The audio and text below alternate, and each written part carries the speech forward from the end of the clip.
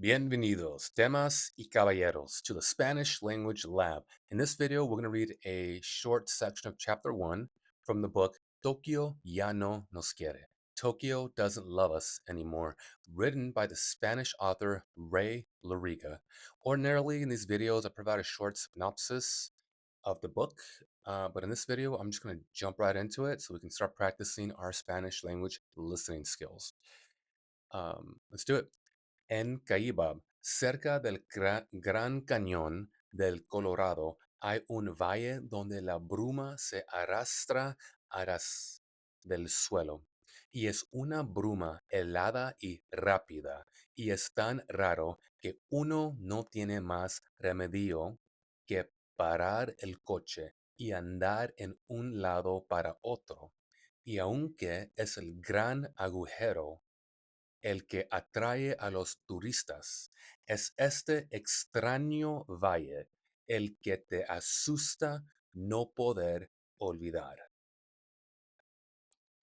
So what he's saying in this first paragraph is he's in Caibab, a place located near the Grand Canyon in Colorado.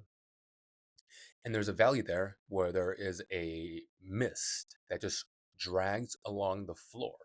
It's a cold and rapidly moving mist. And it's so strange, es tan raro, that you feel like you have no choice but to stop your car and pull to the side and get out and check out the mist.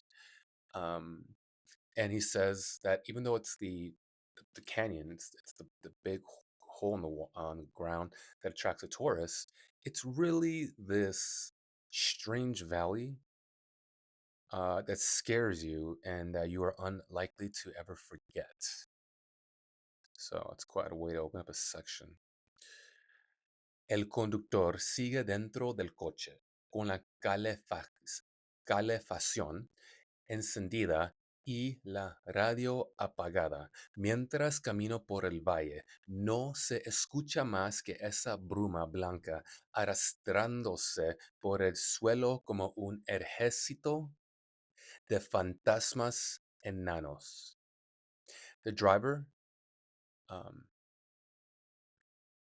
keeps driving forward with the car with the heater on and the radio playing.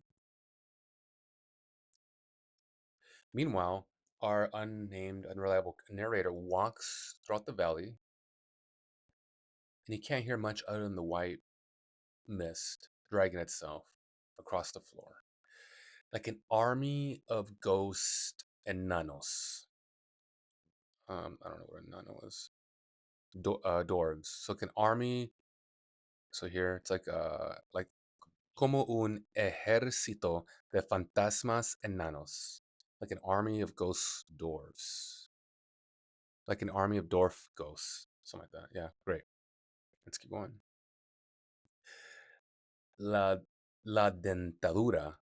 La dentadura. Bien, gracias. Y por supuesto, me niego a sonreír porque los dentistas esperan las sonrisas de los demás con la ansiedad con la que un prestamista le echa una mirada a los números rojos de tu cuenta bancaria. Not sure what this is. Un prestamista, like a borrow? A lender. Lender. Uh, Close. Okay. All right, so he's talking about dentist here. He's like, good, thank you. And of course, me niego a sonreír. Niego. Niego. Refuse. All right, kind of lost me here. So I'm going to read that one more time. Bien, gracias. Y por supuesto, me niego a sonreír porque los dentistas esperan las sonrisas de los demás con la ansiedad. Good, thanks. And of course, what does this mean again? Refuse. he refuses to smile because the dentists wait for the smiles of other people with anxiety, um, con la que un prestamista le echa una mirada a los números rojos de tu cuenta. I'm gonna have to translate that bit, buddy. Um, the anxiety with which a lender takes a look at the red numbers in your bank account.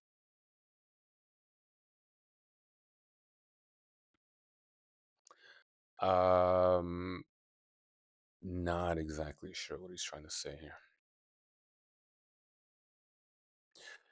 The teeth? Well, thank you. And of course, I refuse to smile because dentists wait for each other's smiles with the anxiety with which a lender glances at the red numbers in your bank account. The fuck is he saying? I guess there's an insecurity. It's like, well, I'm a dentist, so I should have a great smile. And there's other dentists there, he's gonna judge me if I don't have a great smile. That's what I picked up on. Why would he say this though? So he's walking through the valley. Um, oh, I mean that's quite an analogy. What I'm picking up on so far is okay. So maybe I should open up the video with a bit of a backstory. So we recall that our unnamed, unreliable narrator sells a forgetting drug for some shadowy company. So if you have like some past trauma and inconvenient truths and regrets you have about your past, you can just take the pill, forget about it. So early in the novel, our character was in Tijuana, and he bumped into this German architect named Otto, and Otto killed this lovely, voluptuous Mexican prostitute. And then the next morning, Otto bought that pill off our main character because Otto doesn't want to go back to his beautiful, sacrosanct German family waiting for him back in Germany with this weighing down on his conscience. Um, and there's been a lot of it's been implied multiple times that our narrator has taken the pill himself, or at least that's how I read it. So he has demons and he has skeletons in his closet as well, and I think that's what's being described here in this section. Um, because when he says, "Oh, you know," he refuses to smile because dentists nervously. What did he say? The teeth, well, thank you, of course. I refuse to smile because dentists wait for each other's smiles with the anxiety with which a lender glances at the retina. So that I think is like, oh, this army of ghosts kind of represent a sketchy, regretful past because they're ghosts, they're dead little dwarfs, and the souls, perhaps. And he's thinking, well, I'm no saint myself. I have a lot of ghosts underneath my bed in my closet weighing down on me that haunt me everywhere I go. And so he doesn't want to acknowledge that, is basically what I'm picking up on. All right. Mientras la mitad de los jubilados de América cruza la frontera para pagarse un arreglo decente y barato en México, mi amigo el dentista bebe vino francés en la suite real del más antiguo y noble de los refugios de montaña de este lado del mundo, construido con madera de roble por colonos franceses justo al borde del cañón, tan elegante que se olvida uno de que está en Arizona. Mi amigo me dice que los dentistas mexicanos están tirando los precios colocando dientes de caballo ridiculamente blancos. Okay, so maybe it's not a literal fucking metaphor. Hmm. Read that one more time. You know what I'm gonna do, folks? I'm just gonna kind of just want to wrap up this section. Let's keep going. Mientras la mitad de los jubilados de América cruza, jubilados, retirees, right? Um, like my dad. Yeah, retired. Mientras la mitad de los jubilados de América cruza la frontera para pagarse un arreglo decente y barato en México, mi amigo el dentista bebe vino francés. Meanwhile, half of the retirees in America cross the border between the United States and Mexico to get themselves a decent arrangement, a decent and affordable, barato, affordable arrangement in Mexico. Mi amigo el dentista bebe vino francés en el suite real del más antiguo, and his dentist friend drinks French wine in a real suite, really old suite, like a hotel suite. Y noble de los refugios de montaña de este lado del mundo. Y noble de los refugios, noble. That's what I thought it meant, noble, but I'm not sure what it's doing in this sentence. Noble of the mountain huts on this side of the world. Okay, so he's looking at a nice, comfortable place.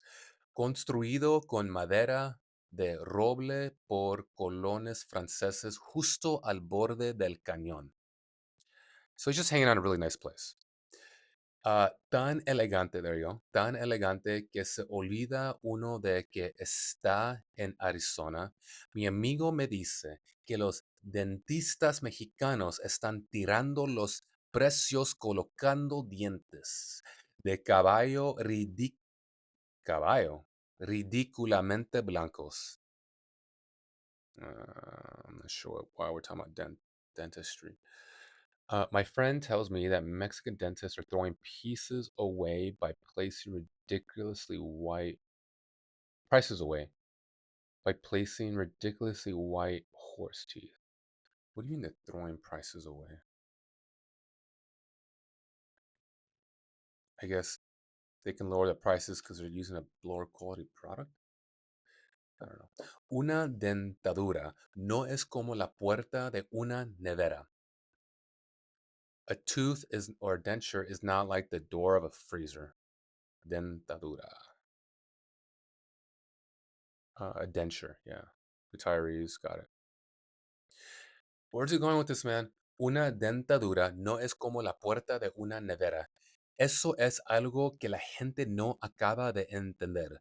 Dice mi amigo que está metido hasta el cuello en el jacuzzi con una copa de vino en la mano, mirando la nieve sobre los árboles y el gran agujero negro bajo los árboles.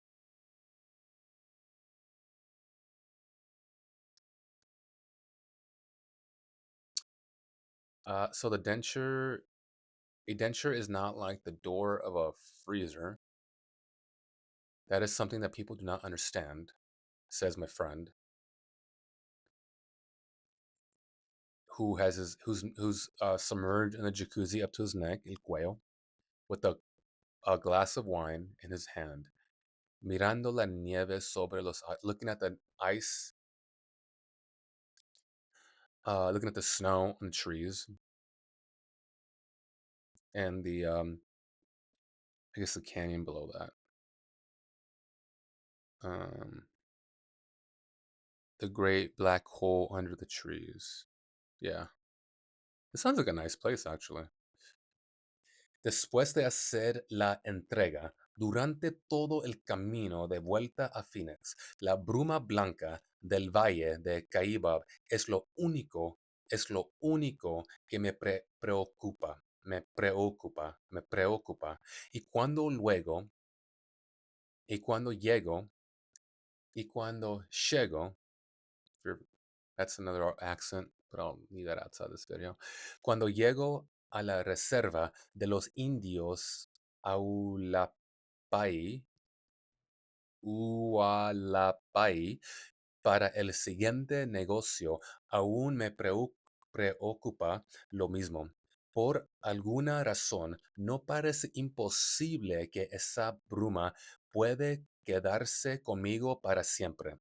El más viejo de los indios me cuenta una historia absurda acerca del incendio de un bosque hace más de 30 años. Lo perdí todo en ese incendio, dice el viejo, y por lo que a mí respecta, es como si el fuego aún siguiera encendido. Por eso le necesito a usted, porque un incendio apagado puede seguir quemándole a uno toda la vida. I like this. I'm going to read this one more time. Después de hacer la entrega, after doing the exchange, durante todo el camino de vuelta a Phoenix, during the entire walk back to Phoenix, la bruma blanca del valle de Caibab es lo único que me preocupa. The white mist of the valley of Caibab is the only thing that worries him. Y cuando llego a la reserva de los indios Aulapai, and when he arrives to the reservation of the Hualapai Indians, para el siguiente negocio, for the next business matter, aún me preocupa lo mismo. Still, the same thing worries me. Por alguna razón, no parece imposible que esa bruma pueda quedarse conmigo para siempre. For some reason, it doesn't seem impossible that that mist could stay with him forever. El más viejo de los indios me cuenta una historia absurda acerca del incendio de un bosque hace más de 30 años. The oldest Indian tells him of a story, an absurd story, near the fire of the forest that took place more than 30 years ago. Lo perdí todo en ese incendio. He says that he lost everything in that fire, dice el viejo. Y por lo que a mí respecta, es como si el fuego aún siguiera encendido. And I'm not sure, por lo que a mí respecta, it's kind of like as far as I'm concerned. It's kind of what that translates into vaguely, but the literal translation, I'm not sure. Oh, damn it. Dude, where's my trophy? As far as I am concerned, that's an interesting way to phrase that. Por lo que a mí respecta. I kind of see it, I kind of don't. Por lo que, for what? A mí. Por lo que a mí. Por lo que a mí. For what me. Respect. I can kind of see it. It's still a little thick. It's still a little, I kind of do and I kind of don't. Let's go on. So he's saying as far as he's concerned, the fire still burns. Por eso, le necesito a usted, porque un incendio apagado puede seguir quemándole a uno toda la vida. I really like this line. I really like this line. I'm gonna read that one more time. Por eso lo necesito a usted. says the Indian, porque un incendio apagado puede seguir quemándolo a uno toda la vida. And he's saying, this is why I need you. Because a put out fire can continue to burn you for the rest of your life. That, ladies and gentlemen, is a very aesthetically pleasing and poetic way to say that this man has regrets that he doesn't care to remember, doesn't care for remembering. I love it. Such a great way to describe that. You know, this author, Ray Loriga, the man has his moments. This is one of his earlier books. I have to imagine his later books are really good too. I imagine they're better, right? I mean, you know, people get better at their craft. It's something they strive to improve. Um, this is pretty good. That was like the. I love that sentence. I'm gonna remember that one. Just let's just start reading from there. I'm gonna remember this and just kind of drop that, like, you know, when I'm hanging out with people. Por eso lo, por eso le, nes- por eso le necesito a usted, porque un incendio apagado puede seguir quemándolo a uno toda la vida. Beautiful. Después de acabar con los indios, mi coche me lleva hasta el aeropuerto en el Valle Dorado. After he finishes with the Indians, his car takes him all the way to the airport in the Valley of Dorado. Y mientras espero a que el avión despega, and while he waits for the plane to take off, me imagino por un momento siendo el dueño de una vida distinta. Uh, what does dueño mean? The owner. El dueño del apartamento. Owner of a different life. Okay, so he's saying here that while he waits for the plane to take off, he imagines for a moment of basically living a different life. Imagino una casa cerca de una ciudad, pero aún así lo bastante lejos, y nadie en el jardín, y nada me merezca la pena olvidar, ni nada que merezca ser recordado. So he imagines a house nearby the city, but still far away enough. And no one's in the garden, el jardín, y nada me merezca. That's a new word for me. Merezca.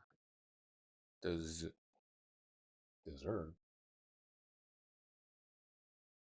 I'm going to translate this. This seems like a pretty sentence too. I imagine a house near a city, but still far away enough, and no one in the garden, and nothing worth forgetting or anything worth remembering. Okay, so this guy just wants to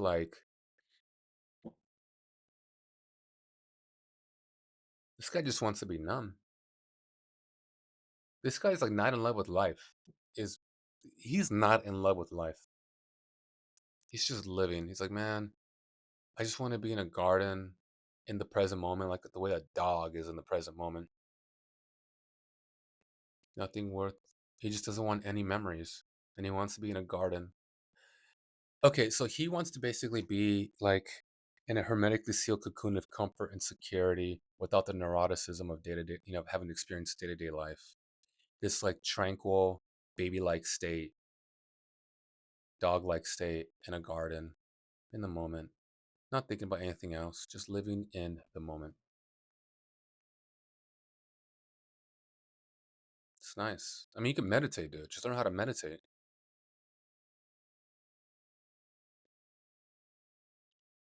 Just learn how to meditate. Um, all right, so this next little section, I'm just gonna go ahead and read through it once, and whatever we take from it, we take from it. All right, let's go. Not quite a speed run, just not um, combing and recombing over it.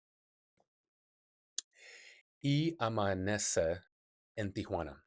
Y yo estoy solo y la moqueta de la habitación es azul y las cortinas amarillas. Y hay que volver a pasar el control y esta vez, como es lógico, de positivo, aunque no sé bien por qué.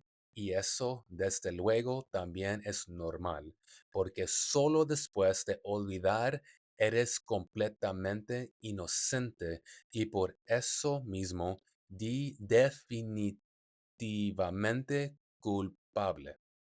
Okay, I lied. Um, so he's saying, yeah, like I said, like you're innocent, like a baby once you forget everything, and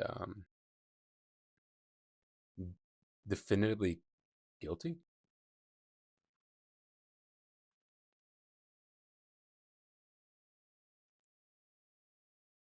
I guess because if you don't remember anything, it's like, well, fool, like, because if you wiped out all your memories, like, God damn, dude, what did you do? Like, how many pills did you take? Who did you kill? Like, who'd you, like, are you like reincarnation of Hitler? Like, why'd you, like, what did you do with your life that you have to forget so much? This is what I took from that. Let's keep going. Um, a esperar noticias de la compañía mientras tanto paseo por primera vez por las calles de Tijuana y por primera vez, como siempre, estoy perdido. Algo extraño no en algo extraño en los últimos días. Despierto durante toda la noche. Taquicardia, por supuesto, y cada paso dentro de la habitación es el primero y el único y la primera cerveza del minibar acaba con todas y con las pequeñas botellas de whisky y ginebra y todo lo demás. Y para cuando recibo por fin el comunicado de la compañía, es ya el sexto y han pasado los días, 3 semanas y por supuesto estoy de nuevo suspendido.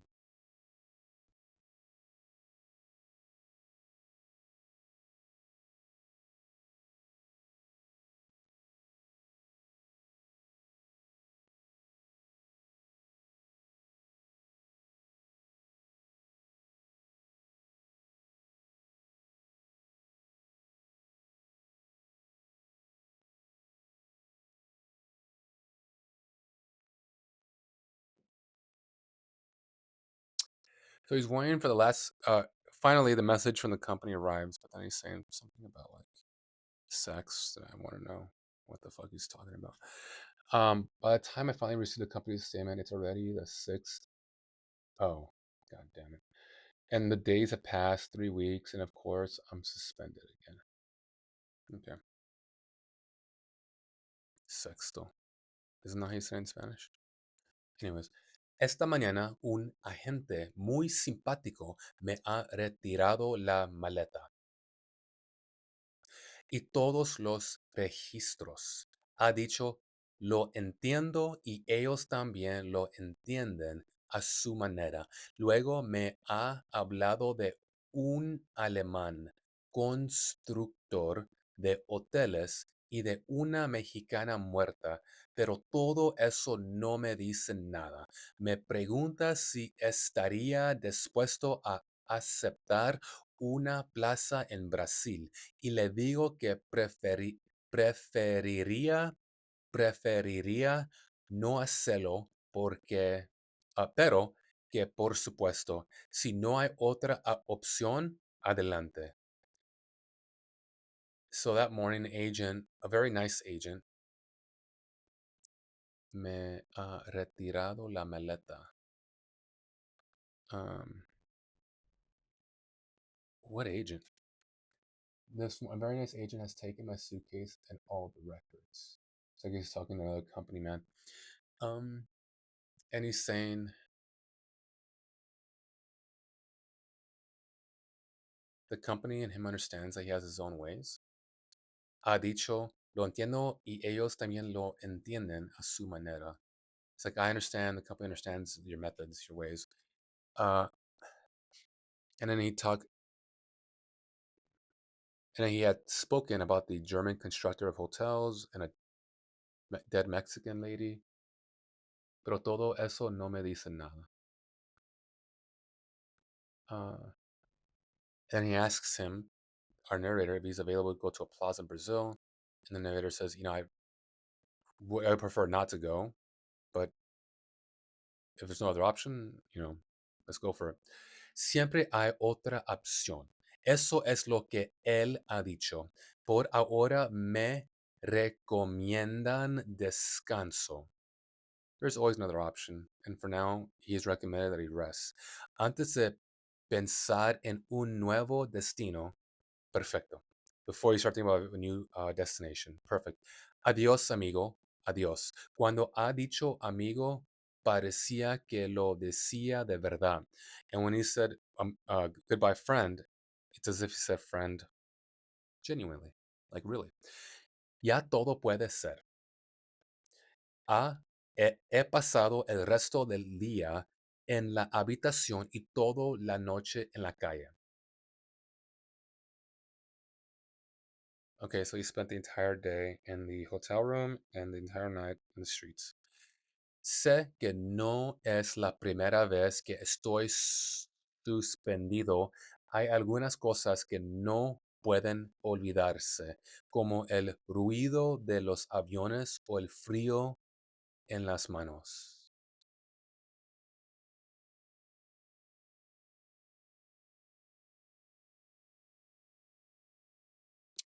Interesting. So he knows that it's not the first time that he's suspended. I know that this is not the first time that I have been suspended. There are some things that cannot be forgotten, such as the noise of airplanes or cold hands. Hmm. That's just these two sentences don't seem to go hand in hand. He knows it's not the first time he's suspended.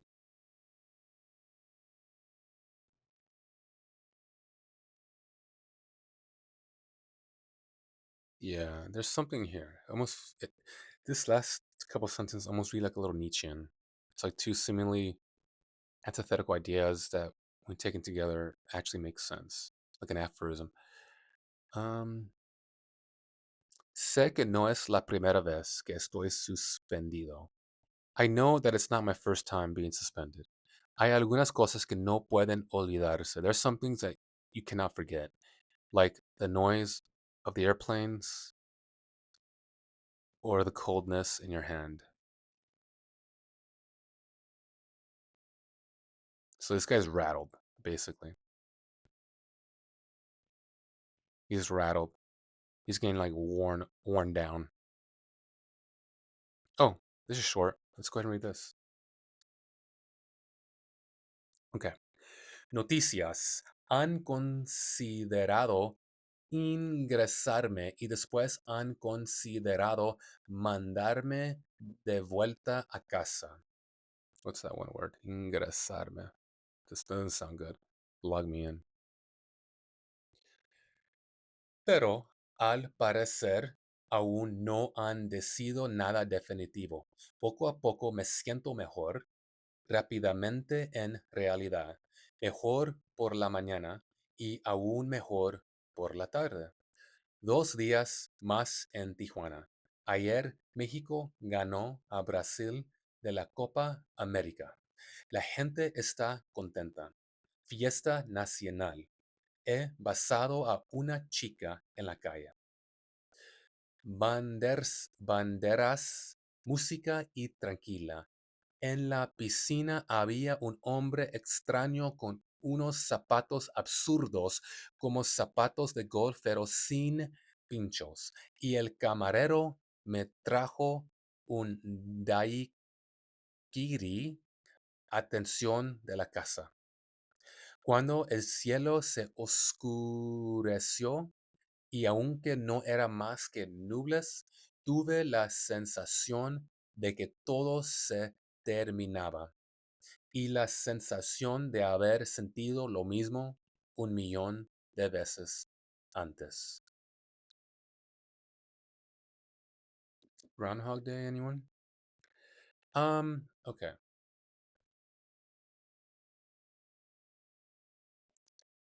Um, so the company doesn't know what to do with this guy. They have considered omitting him and they have considered sending him back home.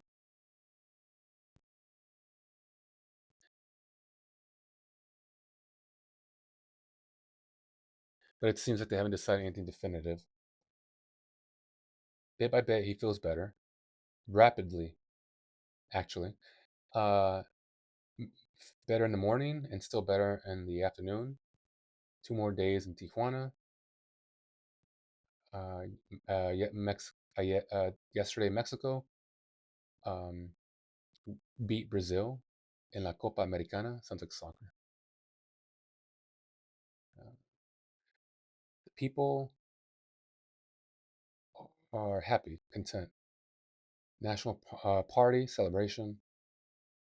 He kissed a chick. He kissed a woman in the street. Flags, banderas, music, and tequila. In the pool, there was a strange man with shoes, with absurd shoes, like golf shoes, but without the pinchos, whatever those are. Like golf shoes, but without spikes. Oh, cleats. And the waiter brought him a daiquiri.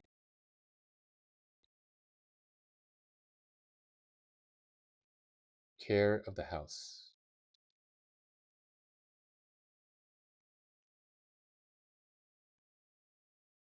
And then the clouds obscured the ceiling, making it a little dark. And he had this vague feeling. Tuve la sensación que todo se terminaba. He had this vague feeling that everything terminated. Right. Past tense tuvo. I had this feeling that everything was ending. Oh. Y la sensación de haber sentido lo mismo un millón de veces antes. And the feeling that he's felt this same thing a million times before. Okay. I'm not really digging this book anymore. I might be over fiction, dude. I might be over fiction. Anyways, I'll figure that out on my own time. All right, that's it. We are done. Thank you for hanging out with me for 37 minutes, and I'll catch you in the next one.